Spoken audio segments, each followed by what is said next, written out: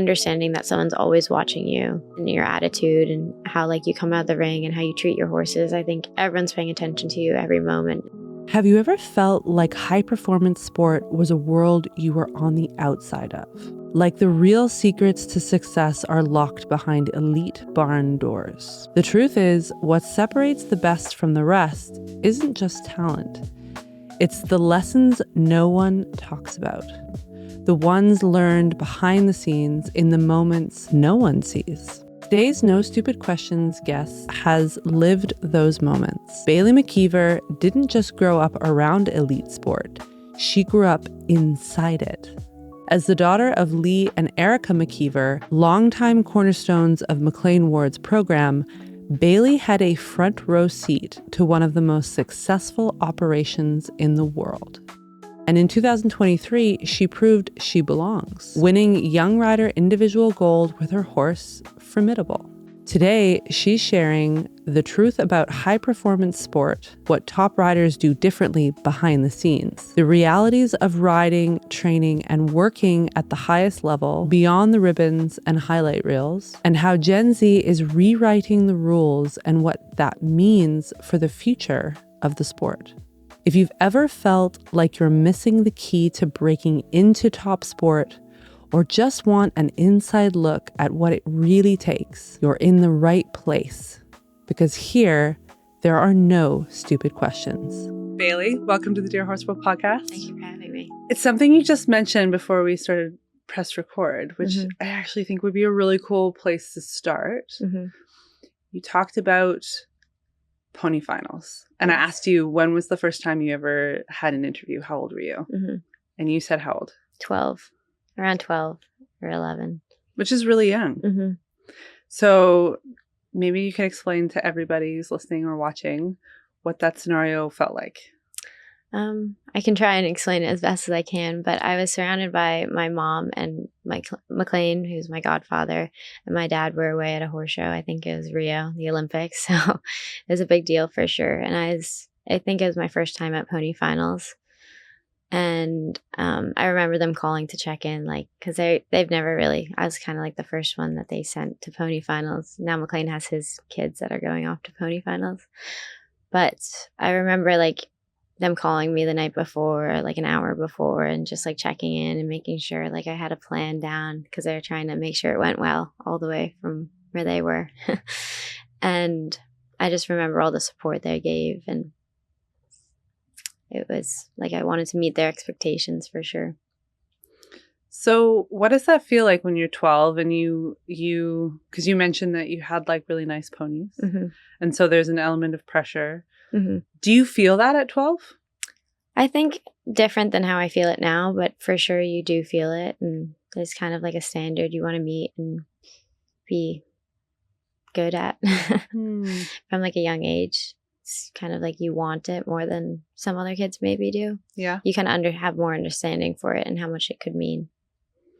So you said that when you did your first interview and they caught you right out of the ring. So that's probably like quite a rush of adrenaline, right? Yes. And you said you watched it back. Yes. And what did you see? What did you feel? I remember feeling like nervous when they were first asking questions, and kind of like I was rambling a little bit and like kind of just trying to rush through it and not really taking my time. But it's definitely a learning experience. So you're 20 now. You're in college. What would you, if you could talk to your 12-year-old self, what would you say to her? I would tell her just have like more fun and kind of enjoy the moment, enjoy the ponies, and not like worry so much about the results. Because in the long run, it's just like trying to get better at riding, and it's not necessarily the result on a certain day. I think like when I was younger, I placed so much importance on like one specific class and didn't really, I kind of worried more about the result instead of how to get to the result. And I think now I'm older and kind of like reflect back, I kind of would love to focus more on like just living in the moment and not worried so much about the result.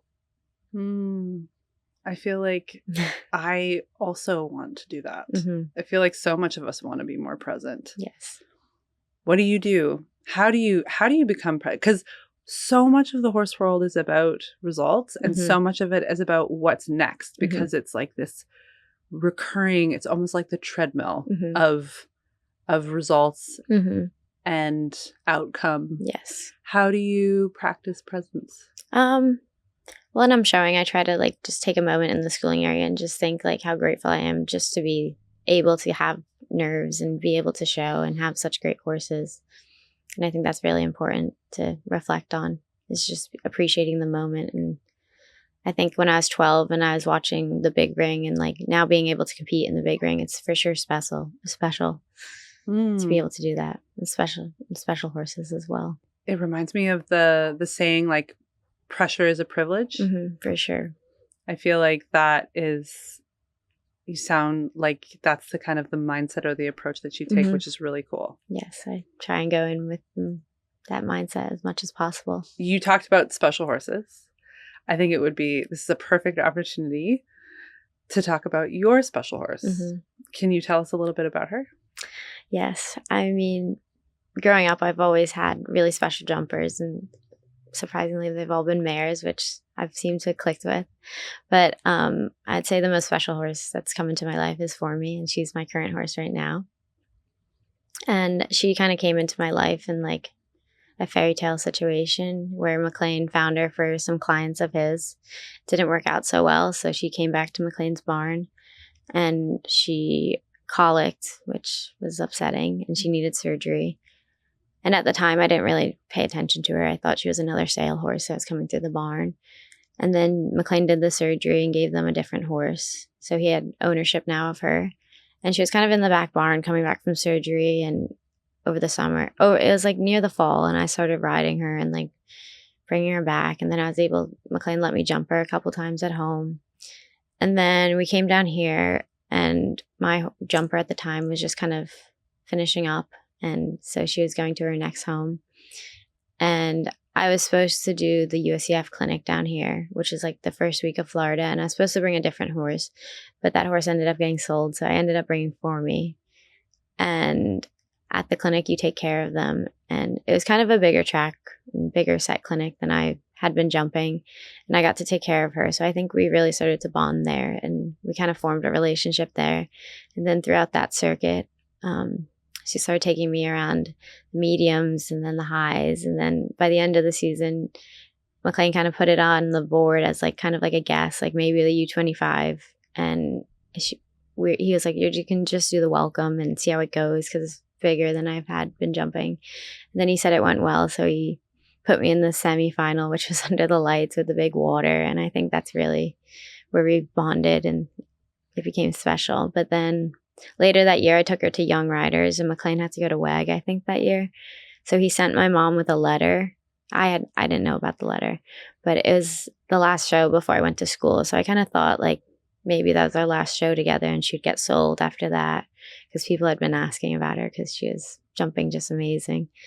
And we did Young Riders, and I was about to go to school, and my mom gave me the letter that was from McLain. And it was a letter basically saying that Formy was mine as long as I stayed in school and didn't get arrested and came to Florida for 2 times. So it's like a contract almost. And then that was very special ever since then. Wow. Mm-hmm. That is like a fairy tale. Yes. Okay, I have like so many questions. Yes. So what do you think it was about that experience, that circuit, that like solidified your bond? And how did you feel if you didn't feel like your fate with her was sealed? How do you like navigate that emotionally? I don't know. I felt like for sure I've ridden like a lot of horses that I've had to like, we're sale horses. So it's hard not to get attached because I definitely do get attached to most of them that I ride. And it was for sure hard, but it was kind of like all throughout circuit. I didn't know if she was mine or not. So I definitely loved her and like wanted to stay with her, but I didn't know how much time we had for sure. So I definitely like was a little bit like holding back, like didn't want to like completely like fall in love. And then I don't know, it was hard not to fall in love with her because she just, whenever you ride her, she just has so much trust, and like I trust her with my life. So and she has quite the personality. So, okay, can you describe her? Can paint a picture for all of us? Because now, like, she's like gonna be. I hope I get to watch her this week. Or do I get to see her maybe? Maybe she'll do some small classes. Okay. Yes. I'd love to come watch her because now I'm completely Yes. already Yes. enamored with her. Can you paint a picture for all of us? What she's like? I can try the best. She's like my pet in the barn. I mean, she loves to snuggle. She can be a little sassy sometimes, especially around dinner or breakfast time. But she just loves, I treat her like a little pet and give her so many treats. And she loves to trail ride and be like a normal horse. And she turns out and does everything. And she loves like kids and stuff. And then in the show ring, she like locks in and gets focused and like is the ultimate competitor. She sounds perfect. Mm-hmm. She's definitely a little opinionated to horses she doesn't like, and she'll let you know that. And she'll like pin her ears back or scream, but to people she's normally, and she prefers girls over guys for sure. Yes. What is it about a mare that, because some people are really mare people, I think present company included. Yes. What is it about? I'd love to hear in your words. What is it about a mare? I think they just have so much more emotion than any other horse, and they're really triers. And I think if you love and trust them, they always will try for you. And I think they try their hearts out. They're just like very good. Like they're doers and they get it done. Yeah.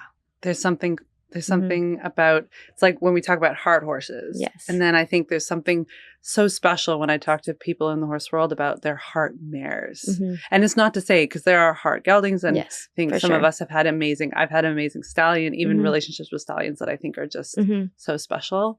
But there's something about a mare. Yes, for sure. I agree with that. So she's yours. So For Me is yours now. Yes, she's officially under my name and everything. So what does that feel like? It's definitely special. I mean, growing up, it is kind of like the horses were like my parents or McLain's, and they kind of had to go in a specific way. But now that For Me's mine, like I put like a sparkly bonnet on her, and they can't really say anything about it. That's really cool. That must feel really special because I love how you practice gratitude and you really approach all of the opportunities that you have with I think it sounds like a lot of grounded gratitude, which must keep you down to earth through I try. Yeah, through a lot of situations that can really, I think it can do a lot for your mental health, both positively and negatively, right? So, but I want to just like name that riding lots of different sale horses also I feel like comes with a price. I think it does come with a slight price, but it's honestly such a great learning experience, and I don't think my riding would be where it is today without it, so I'm grateful for that. Again, such a good way of looking at it, right? Is like that those opportunities, while they're challenging because you have to say goodbye to a lot of horses, you also have an opportunity to learn at a pace that many people in the horse world don't have the opportunity. Yes. That's awesome. Yes. So as you navigate college and you are a junior in Alabama. Auburn, yes. Auburn. How do you navigate your relationship with For Me? It's very nice to have such a strong relationship with her because it's nice to come home from school and she whinnies at me through the aisle, and that makes my day. And it's nice to know her so well. I know her like the back of my hand at this point, so it's nice to like be able to come back and show. And she kind of feels the exact same because everyone's doing their best to keep her like going while I'm away, and she feels great whenever I come back from school. So I know she's always ready, and so it's very nice to have her when I come back from school or like fly into show down here in Florida, and she's just perfect. It does sound like a fairy tale, Baylee. I'm not going to lie. Yes, it is. Okay. So this episode is a No Stupid Questions episode. So I get to pull out the jar. In no stupid questions tradition. We have all of our questions in this jar, Okay. and we're going to get to pull them and ask them. They've been collected from our NF Plus community and from the Deer Horse World community. So everyone who's listening, the team at Noel Floyd, and then some of our members as well have thrown in their questions to ask you. Perfect. Okay, so I'll pull the first one. Okay. Your parents, Lee and Erica McKeever, have been the backbone of McLain's program for years. Mm-hmm. How did watching them work behind the scenes give you an understanding of what it really takes to succeed in the top of the sport? I think for sure I grew up watching them, and they're two of the hardest workers I know for sure. And they kind of do different things, which is interesting. And I think they have such a strong relationship with McLain. And it's nice to see like all the hard work that all three of them do that pay off in the long run. And I think it kind of gave me like a standard in my life to always work hard, and like something will come of it. No matter how much work you put in, like the harder you work, the more results you're going to get. And I think that applies to most aspects in life. And I think it's been very inspiring to see. Next question. And for everyone who's listening, I have majorly chicken scratch for writing. So we've decided for the better of everybody that Noelle's going to read the questions. Okay. Social media makes high performance horse sport look like a dream, but there is so much that people don't see. What's one of the hardest parts of being a young professional that people might not realize? I think a lot on social media, especially, you just post your highlights, and it's very easy to edit a video and cut out like the parts that you don't really want to show everyone. So I think it's very hard to like not compare yourself to others and like focus on yourself and like how you're doing, and everyone's going through something different. So it's very important to just realize what you're doing and like focus on yourself, and you don't really need to compare yourself to others because everyone's kind of doing it differently, and everyone has different things going on in their life. So it might not look the same for you, but how do you navigate that personally? Like the social media aspect? Yes. I try to keep it. I mean, I try to keep social media positive, and no one really wants to see the negative stuff most of the time. So it's better sometimes to be quiet than to share your opinion. Sometimes I learned. And I don't know, remain like less is more almost in an aspect, if that makes sense. That does make sense. I think that's very wise. Okay, next question. A lot of riders feel like the horse world is closed off to them, either because of money, access, or just not knowing the right people. What's your advice to those riders who feel like they are on the outside looking in? For sure, that's definitely a struggle in the horse world. And I think my advice to riders that want to come in kind of would be like to take any opportunity they could, even if it's like the smallest one. You could always grow from that. And I think a lot more today we're seeing social media play a role in this. And I think people are more and more starting to get involved through social media. So I think if people wanted to, they could start branching out on social media and kind of taking any opportunity they can and starting to grow from there. And I think it's possible to find the way in, for sure. Baylee, I feel like you're wise beyond your years. Okay, next question. I'm going to go in the bottom. I'm going to dig in the bottom. Okay, how do you balance the demands of top sport yourself? I think definitely the top sport is something that's unlike anything else in the world. I think to balance it, you kind of have to set like times. Like for me, I'm balancing school and riding. So for sure, I try and get school done before I have to ride, or vice versa. Like you have to I kind of live two different lives, like school and riding. So it's definitely the first 2 years were a little bit more difficult. And I think now I'm starting to adjust to it and kind of taking it and learning how to adapt to it and kind of being able to balance both of them better. But it's definitely interesting. And I think it comes a lot with like putting your best foot forward what you're in. So like if I'm at school, I'm trying to do do the best I can at school. And then when I'm riding here, I try and focus and get what I need to get done and focus on like my execution and like the steps I can take in order to be better at the certain thing I'm doing, if that's riding or just being here helping around the barn. What are you studying? Communications. Why did you choose communications? I started off as a business major and didn't like the math. No. And I kind of heard about communications, and I started that, I'd say, the beginning of last year, and I kind of liked it and enjoyed it. So I'm also like I'm like agriculture communications because I enjoyed like the agriculture side of things. I've always liked science. So cool. I think that's amazingly applicable to the horse world. Communication is a huge part, and it's going to be a big part of the future of the whole industry. So that's super exciting. Gen Z, which you are, isn't afraid to challenge the old ways. The horse world is steeped in tradition. What's one thing you think needs to change in the industry for the next generation of riders? That's definitely a difficult question. I mean, my parents have been horse people their whole life, and I'd say they try. My mom's very traditional and likes to keep things like very simple. My dad's kind of like loves to like see the new things and kind of, so I definitely think it's very interesting to have both sides of them. I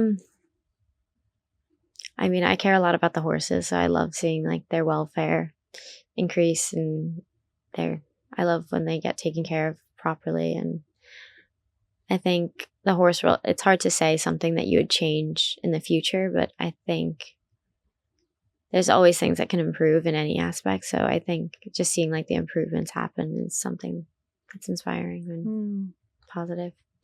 Yeah, it makes me think, as you were talking, I was like, oh yeah, there's, even talking to some of the UK riders who are over here in Wellington or in Ocala competing, they were talking about how certain shows are actually being moved because they don't meet the standards that we're now setting for like how big horse stalls should be at shows, for example, or whether the warm-ups are large enough, or whether, whether horse competition venues are truly horse friendly. Yes.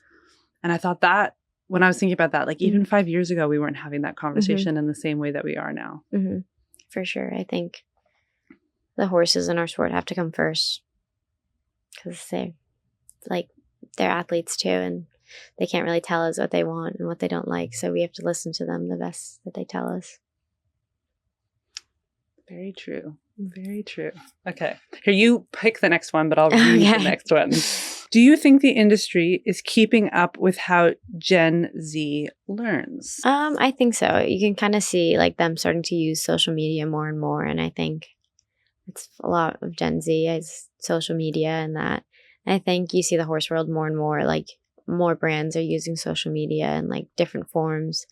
And I feel like they're keeping up with that way. And I feel like you see more and more horse shows kind of like posting like the results on social media and like kind of like a play-by-play on social media. And I think they gain a lot of following from that. Well, it makes me think that, so Gen Z has been so shaped by social media. You're the first generation to have phones in your hands at a very young age. Like how old were you when you got your first phone? I think I was in 3rd grade, so I don't even know how old that is. Right. Yes. So comparatively, I'm millennial, and I got my first phone when I was like 16 or 17. So there's a lot of science and research being shown now that like even a whole generation, their brain, their development, their communication style, everything is being shaped by the fact that you guys have this thing in your hands. One of the things that I think is really positive that I hear a lot when I talk to anyone in the generation, in Gen Z, and represent that era or that area or age group, is access. I think you guys demand access to information in a much quicker, more sort of straightforward way. And I do agree that social media like gives us that opportunity to access information. So interesting now that like when I even hear about a new company or a new brand or a new app, I immediately go on social media and I want to see, okay, what are they talking about? How do they present themselves? And I think that is actually really driven a lot by Gen Z, which is really cool. I think like it's opening up a lot of new jobs and opportunities too for like the younger generation as well. I mean, brands and and barns are like looking for people to run their social media because it plays like such a big role in like clients and stuff like that. So I think that's very interesting to see how it's like kind of changing. When I think of also social media, I think also something that Gen Z really invites, and I'm curious what you think about this, but to me, Gen Z invites a lot of authenticity. Like when I look at Billie Eilish, for example, someone who like she's an artist that shaped a lot of. Are you a fan? I am, yes. She's someone who like shaped, and there's so many of that Gen Z generation that really like shaped the definition of what we expect when we expect sort of authentic, vulnerable, open conversation about mental health, about life, reality, pressures.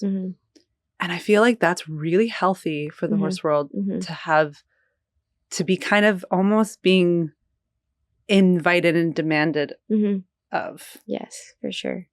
I think more people are talking, at least now, than like about the mental health and the pressures of riding. And it's not just like picture perfect like it seems sometimes on social media, but people are opening up about that and the struggles and the difficulties sometimes it comes with. Given your age and given your sort of maybe your exposure to social media, do you feel like you maybe have a more heightened,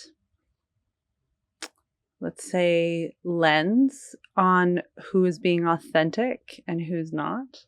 I feel like in some aspects you do. I mean, you kind of learn who's like kind of being fake and kind of being like honest and real. And I think the way they go about it plays a role more than how authentic they're being or not. If that makes sense. That does make sense. Okay, you pick the next one, but I'll still read that. Okay. Technology plays a big role in how riders learn and connect. Do you use online coaching, social media, or digital tools in your own riding?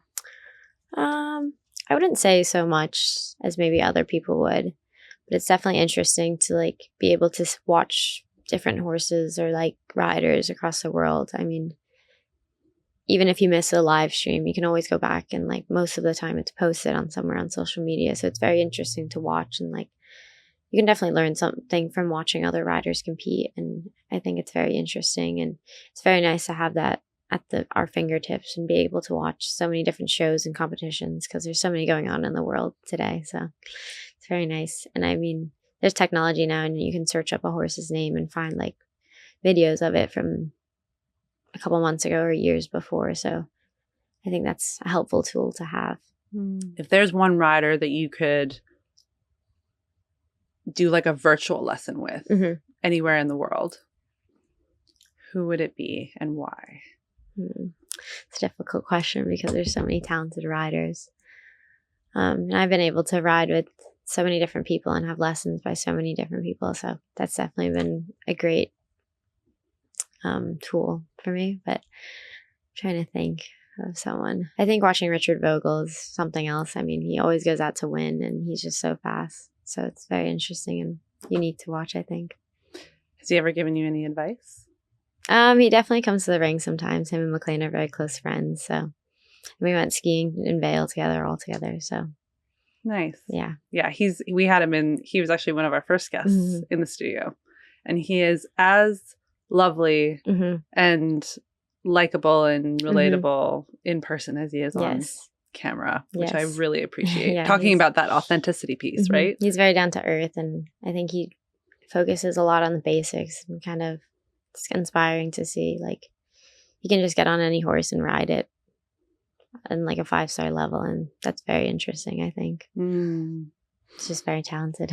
He is. Yes. He is very talented and he's very down to earth. Yes, which I feel like is the theme even of this podcast. Yes, is how to stay down to earth. Feels like it's actually like it's like a tool. Yeah, you know. When I was in my teens and 20s, fear and anxiety felt like an invisible weight. Horses were my sanctuary, a place where the world felt safe.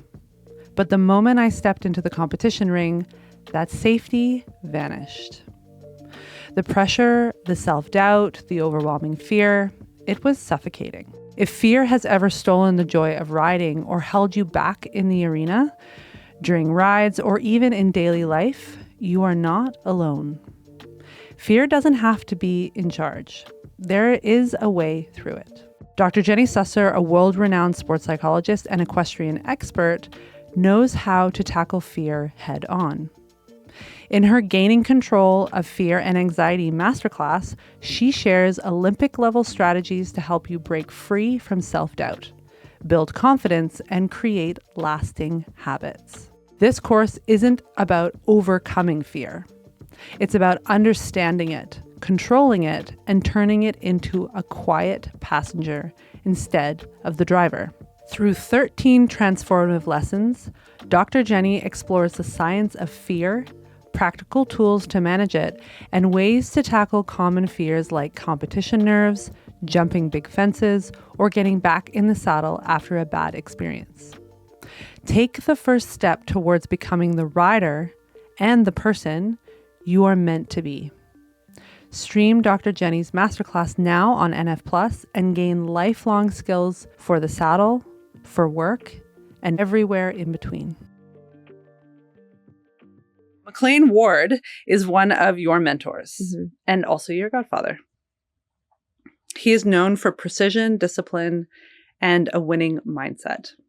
What is something every day, either in training, competition, or in life, that he does that has made the biggest impression on you? I think you talked about then discipline, and he's so disciplined. I mean, in every aspect of his life, he's very disciplined, and that's been something that's very inspiring to see. He's very driven too. Like, he gets up and he's at the barn as early as anyone else. So even now, so I think it's very inspiring to see how he knows like how to stay driven. And he's like very focused and very determined and very organized. And he doesn't let like any detail kind of fall out of place. And I think that's something that he's tried to teach me along the years. And it's something that I try and take away, is how to stay like, he really talks about like the execution and not focusing on the result. And how do you get to the result? If you have a goal, how do you end up there? And it's not so much about the riding. It's more about the other keys that make you successful. And that's like staying driven and very well organized and not letting anything like fall out of place. He tries to keep everything together, and he doesn't really let any details like fall to the side. Like if he's jumping a course and he sees a certain jump set a certain way and there's something over there, he takes that into consideration. And I think if you walk the course with him and he says stuff like that, it's very interesting to see like how much he knows about certain things. And I think that's very inspiring. Like he understands so many different things and how many different things will play a role. And I think it's very inspiring to see. What's something, because you know his program and you know how he works so intimately. What would be something that the horse world would not expect him to be focused on in terms of detail? I think a lot of people know, but he's very cleanly and like everything has to stay super organized. I think he tries to he's very big on keeping routines. And I think that's something that's helps the horses for the most part. I mean, when they have a routine and they follow that, it's kind of easier to add or take away things. And when you're at a show, I think you learn more about the horses and understand more about them when they're on a routine and you kind of understand them. And I think that also helps him in a way because he's able to feel the horses and know exactly like when he's riding the horses, where their body is and like how to adjust them. And if they feel off, he's very good at sensing that. And I think that's something that makes him so successful, is being able to like feel so much and have so much understanding on how things will play out. If this happens, what will happen from it? That's really cool.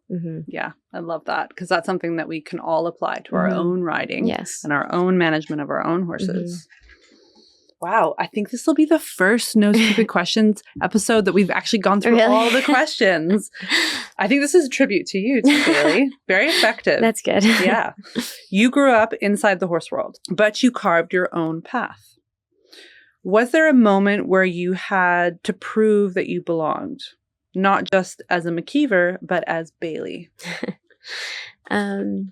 I mean, growing up, my parents, I had an older brother and they kind of pushed him to ride. And then he kind of didn't want to eventually because I think they pushed him a little bit too hard.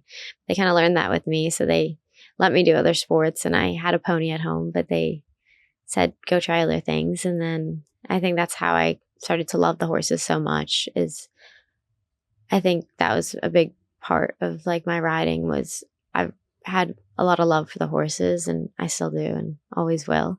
And I think that was a key detail. But carving my own path, I think I had a lot of, like, my parents understood the horses, and obviously I kind of had standards to meet, but they were always proud of me no matter how I did, as long as I tried. So that was something that was very important to me, I think, along the way, is just having like a sense of like, I didn't really, it was more like I wanted to be good, and not like I had all the pressure, but I was definitely sense a bit of pressure from them for sure. But it was nice to know that they would always be proud of me, no matter how, as long as it was more important to my parents that I loved the horses, and like we're never mad at them. It was never their fault. And I think that's very important, that some people don't have, which I'm very grateful for.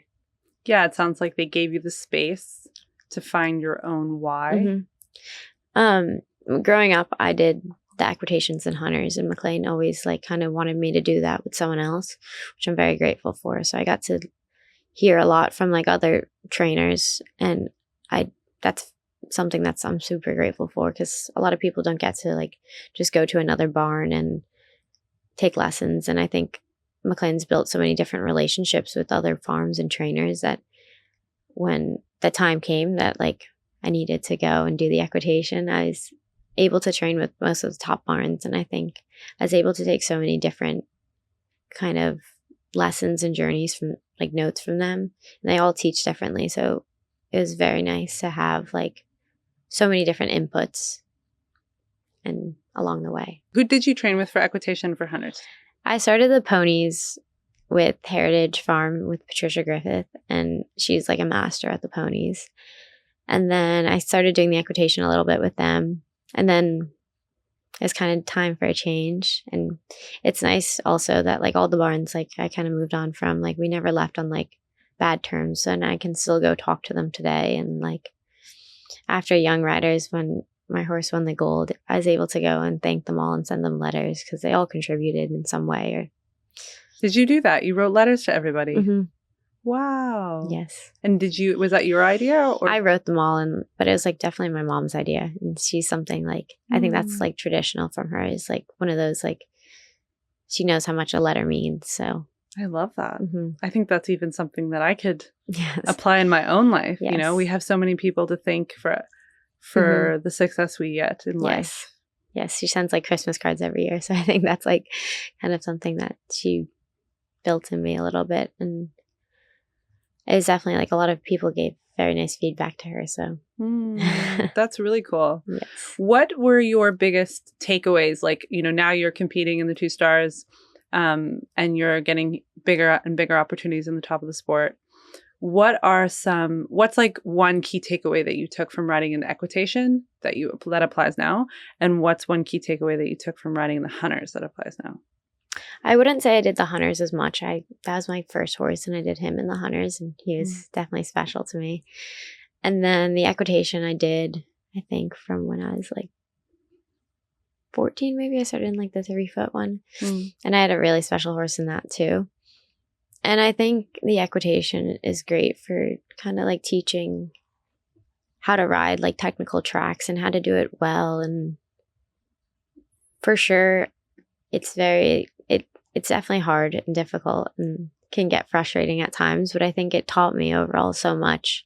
And I'm grateful that I did it, because it taught me like how to ride difficult tracks. And I mean, at the finals, the tracks there are like very unique and interesting. And I think it kind of teaches you how to ride certain distances, and like it's a great like tool to have and be able to say you did. And it's unlike anything else in this sport. So yeah, when we had Nikki Shahanian Simpson in to talk about, you know, the coexistence of equitation and then building your riding beyond the equitation, we talked a lot about the pressure that exists for equitation kids. And I think when you're in it, Mhm. it's a very particular feeling. And then when you're watching, it's a very Yes. particular feeling. Mhm.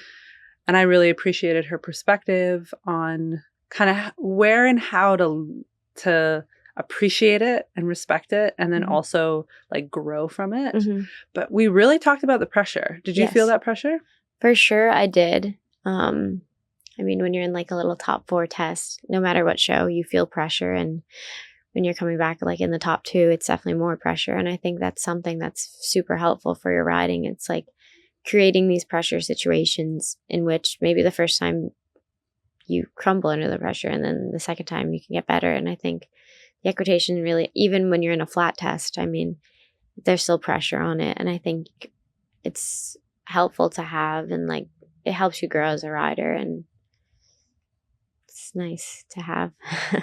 So McLain has spoken even actually, and I feel like more so in recent years, he's spoken really openly about his own navigation of sports psychology Mm-hmm. and the value that he puts in it, Mm-hmm. and how he's navigated, because he's been under incredible pressure Yes. moments in his career. Has he ever given you any advice about handling pressure? For sure he has. I mean, I'd say like one of the most high pressure situations I was in was Young Riders back in 2023, the final day before the second round. And I just remember like he kind of wanted me to take a walk and like kind of get my head in the right space, and like again, like focusing on the plan that you have to do in order to get the result. And it's not about like, oh, I hope it goes well. You have to kind of ride. And he says like 80% of the time, if you ride well, it's going to work out for you. And 20% of the time, it's not going to work out. It's just kind of how the sport goes. But he really emphasizes that in like a jump off or something of like that matter. He's like, you need to focus on like what you have to do. So I think that's very important. And I think about nerves more so, he focuses on if you're worried about something, like how do you not end up there? So like if you're worried about a certain obstacle, ride it well so that it doesn't play a role, and not just like somewhat commit to it. Like he really talks about riding well, and then they'll like fix the problem itself. So.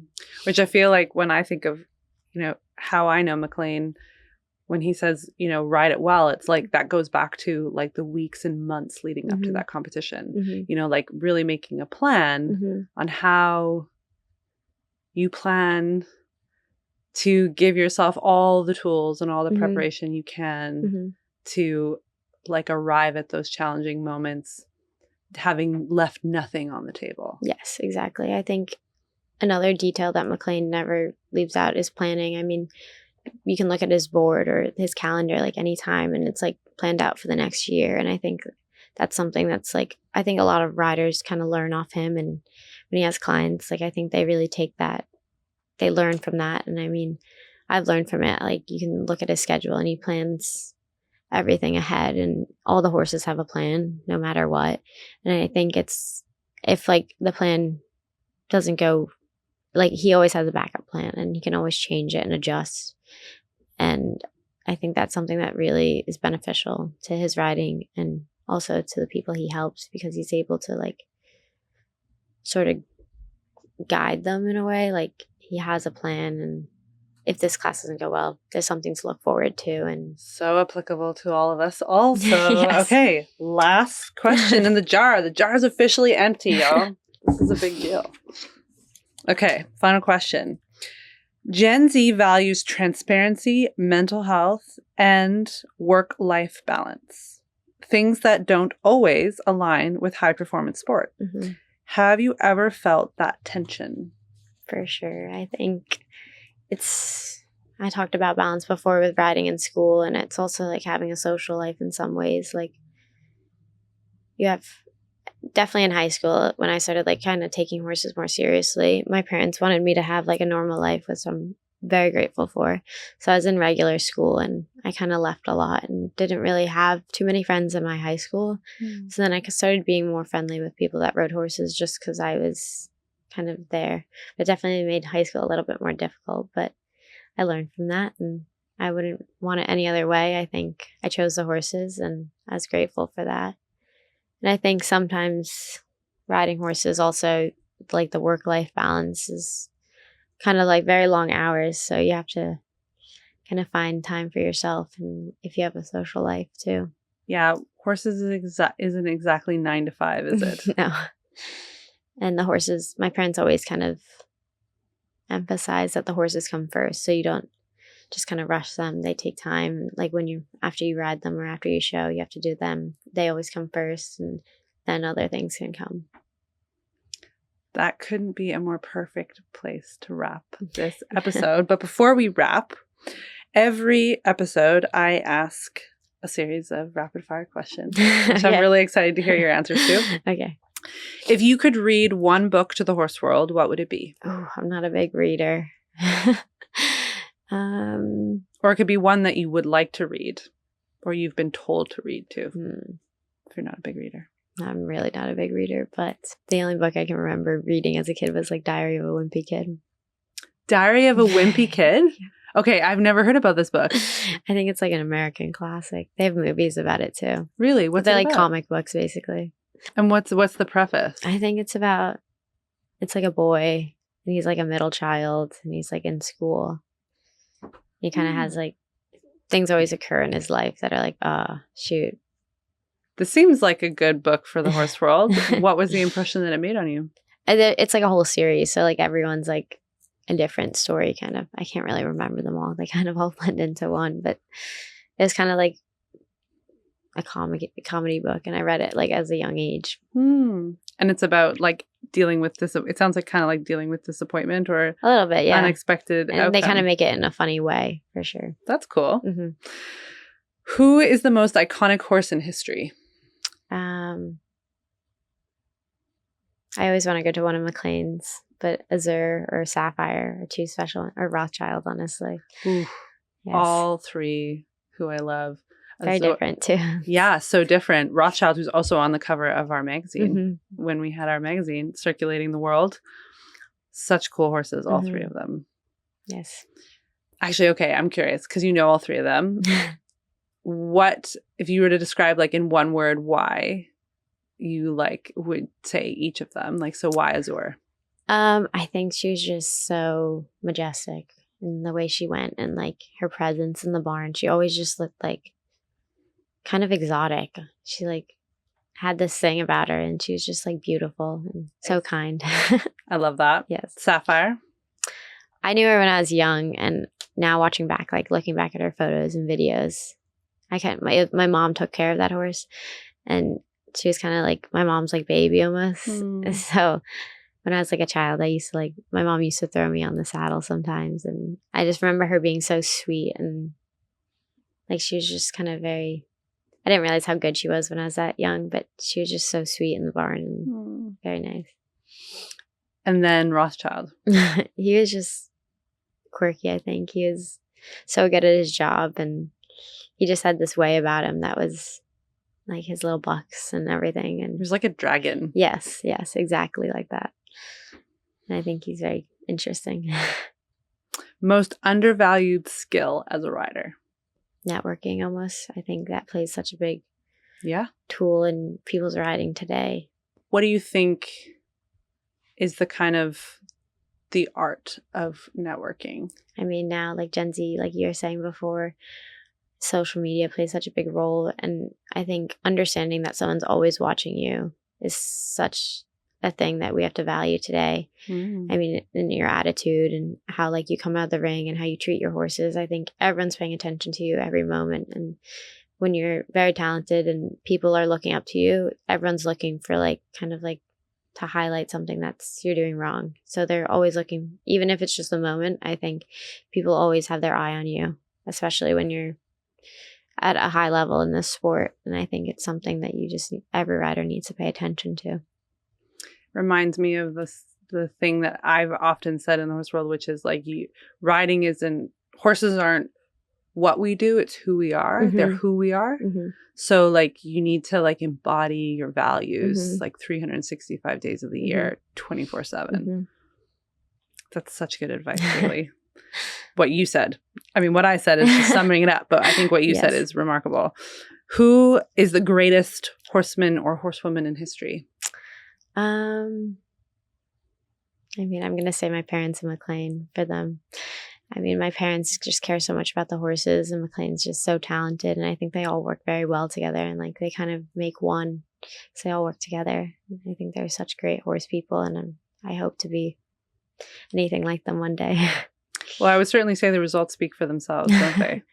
And I think one of the things that I've always really appreciated about watching your parents and the team that has been built around McLain is that it's a team effort. It's really like a cohesive team effort.